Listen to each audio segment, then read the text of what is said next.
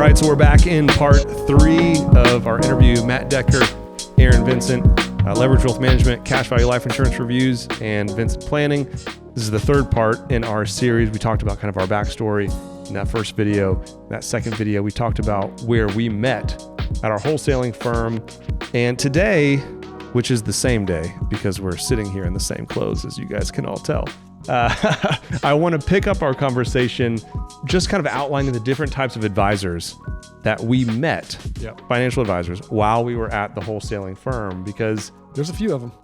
Not only are there a few of them, but we'll call them maybe one-trick ponies. Yes. So let's outline the different types of one-trick ponies, let's just say, that we met while we were there. Do you want to start? Well, I would say, and this might overlap a few of them, but the one that comes to mind for me that was maybe the most, annoying and sort of unsettling to me was the person, he or she, that called themselves an advisor, but really all they were was a salesperson. How dare you? Yeah, I know. How dare you? A really good salesperson that rather than selling cars or real estate or something else, they just found their way into the financial services world. So really no significant training or understanding of that world and really no experience in it. Just that's the product that they're selling. Yeah. And they're very good at it.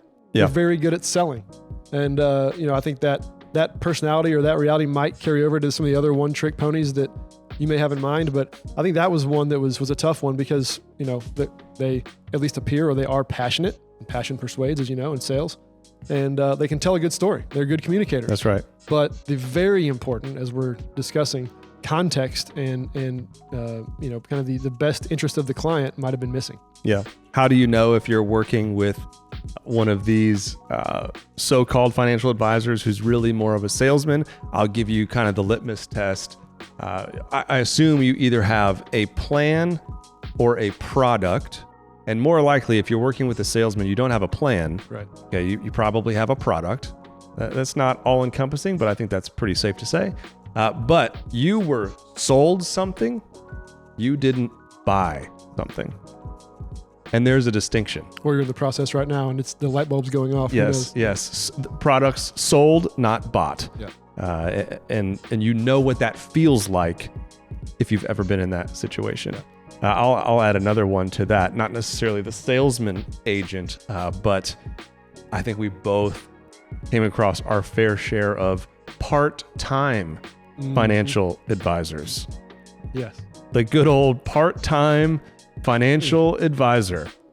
I deal with that still to this day, actually. Many of the people that, not me personally, my gosh. No, many of the people that send us policies, as you know, through our YouTube channel or find us online. Yeah, this is my kid's principal at his school and he also sells Exactly. Yep. Or this is my buddy who works in IT and he sells insurance products as well. And I can't tell you how many of those policies are broken. But how can they not be? Right. Giving 20% of your time to it? Yep. So we have the salesman. Yeah.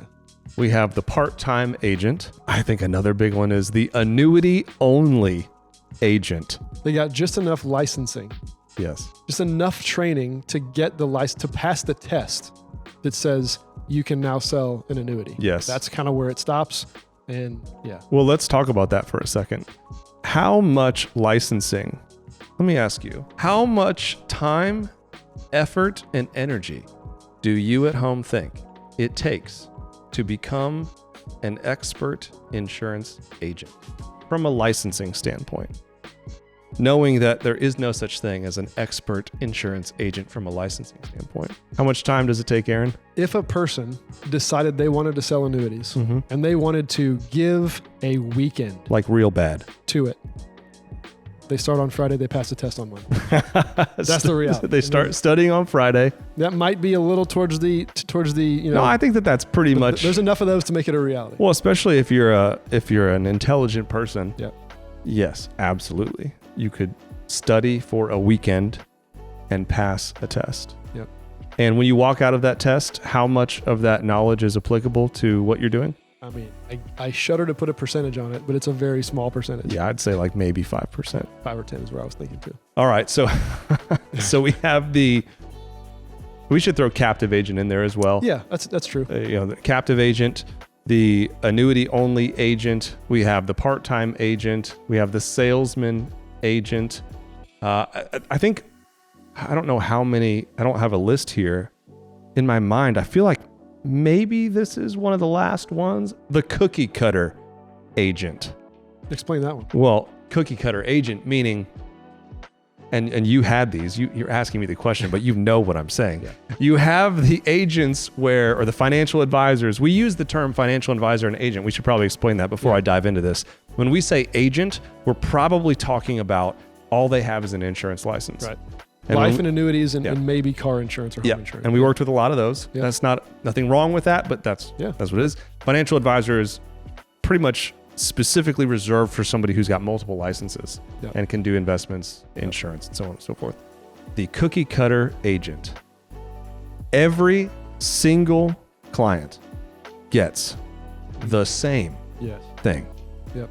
I mean, the same thing. X% of your dollars goes here, X% goes there, X% goes there. Have a nice day. Next. Right. No thought to your goals. Right. No consideration for your timeline, your family, nothing. You get what the other 100 people have received. Yeah. And no flexibility, but I don't want any of you to think that we're talking bad about these people, because we're not. Well, in some cases we are. One of my best friends is a captive agent. Yeah. And I have friends who are part-time agents. Yeah. But I think it's important to understand that some of these financial advisors, insurance agents, if you're an independent one-man show with no back office, is it even possible to do anything but cookie cutter? Probably not. Yeah, I don't think that it is. And so, that's not putting down the individual person, but it is a limitation of being on your own, right, without having a support staff in place to allow you the flexibility to wear more than one hat. And just a general symptom of the industry. Right. There's no requirement to say you have to have this many hours you have to pass the test in many cases. Yep. I thought of another one. We talked about the annuity only. I guess you could throw life only in there as well. There's also, and this is just as common, really, there's the managed money only financial advisor. Right. Tell people about that. Yeah, the holier than thou, because I don't sell any products to provide a commission. It's only fee-based. Therefore, I'm unbiased. Yeah, they wear that on their sleeve, and they tout it as if it's some kind of superior trait. Yeah. So you're saying you can't offer me everything? Yes. Oh. You can't be holistic. Can you sell me term insurance? No. Oh, geez. What about disability insurance? There's a guy up the street I would refer you to. What about auto insurance? No. Home insurance? No. Dang. Can you get me an annuity? Unfortunately not. Well, what can you do? I can manage your portfolio for a fee. Oh. That's about it. And so, is your portfolio any good? Don't make me answer that. Okay. Can I see your track records? That's right. Exactly. And you get off on that conversation, which is a whole nother ball of wax. No, that's a dangerous one too. And I'll even go one step farther on that line, because you just made me think of something. It's also the advisor who has a lot of licenses and a lot of letters after their name. Alphabet soup. And they hide behind that. Mm-hmm. And just because I've got all this training and all these letters after my name, therefore I'm a better advisor than anyone else. That doesn't mean anything. Doesn't mean anything. No. Well, I shouldn't say that. It means something. It means they put a lot of work and time in. I mean, you'd obviously rather be working with a certified financial planner than someone who only has an insurance license that they studied for a Friday, Saturday, passed the test on a Monday after an hour study session on a Sunday and then a nap, and then they just wake up Monday and pass the test. Well, I would agree that a designation or letters after your name don't mean anything by themselves. Right. They can mean a lot. Yep. But yeah. I guess I just thought of another one. You have the fiduciary versus the non-fiduciary advisor. And what baffles me or makes me kind of laugh is half of them even define that incorrectly. Correct. Well, tell us what you mean. Well, a fiduciary by definition simply means that you act with your client's best interest in mind, even if it's not necessarily in your best interest. That's just kind of the definition. But people kind of take on that trait. And I should say this, certain licenses and certain designations like the CFP designation have a certain definition of that is not up for discussion. It is what it is, and it's by definition. But you got a lot of folks out there, advisors, agents, the like, who just because in their conscience, they decide they want to be known as someone who has their client's best interest in mind, they automatically attach the adjective fiduciary after their name, and it may not be the case at all. Or they say, I act as a fiduciary. Right. Which can be confusing to the general public. But are you one? Right, exactly. No, I just act like one. If you're a fiduciary, who is checking the standards? Is there anyone? Is there a checks and balance? Is there accountability anywhere? Well, if you're a part of a CFP board or have FINRA or SEC licenses, yes, you certainly do have. Maybe. True. Maybe. Well, because there's people out there that have, for an example, a Series 65, right? 65? Yes. Yeah. 65 license makes you a fiduciary in the RIA model. Let me break that down for you. Yeah. So a 65 registered person is someone who can charge a fee for management of assets. Yeah. It's like an advice fee, basically. And if you have a cookie cutter portfolio, if you took a test, a 10-question risk assessment test, and they put you in one of their 6 or 7 pre-built custom portfolios, or if it says, registered investment advisor or investment advisor representative, those are the two kind of classifications there. That's a Series 65 person who is a fiduciary as it relates to investments only. Right. They are not a fiduciary as it relates to fixed products. Correct. Or insurance products. Yeah, anything outside of that fee that they're managing. Yep. So a lot of them will hold themselves out as a fiduciary. Yes, I'm a fiduciary, but they're selling you an annuity. Well, guess what? No, they're not a fiduciary. Not if they're selling you an annuity. They can say they're a fiduciary if they're managing your money, but if they're selling you a fixed annuity, they are not acting as a fiduciary. I can't think of any other types of advisors. That covers them. Different flavors of all those, but yeah, that's the usual suspects. It just goes to, we learned a lot while we were at this wholesale firm. We met a lot of types of people. And I think the general sense that I took away from just seeing how the industry's run, seeing the type of training that's being done for independent agents, seeing how often good recommendations were replaced with recommendations that made the advisor more money, but didn't necessarily benefit the client. I know me personally, I walked away with a general sense. Well, actually, I said this to you probably several times while we were at that firm.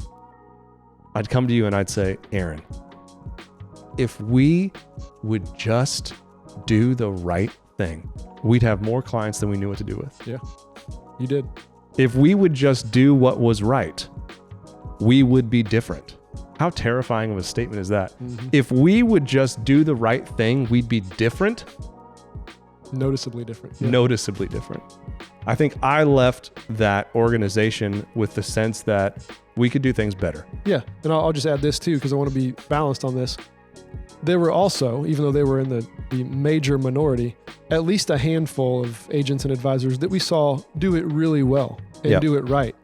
And to see them thriving and their clients thriving and their businesses thriving gave me some hope that this isn't a career or a trajectory to completely just bail out on. Totally. You can do it right. Yep. Yeah, let's pause right there and let's pick it up next time with the specific reasons on why maybe we thought we could do it better and what those things would be. Good stuff. Until next time.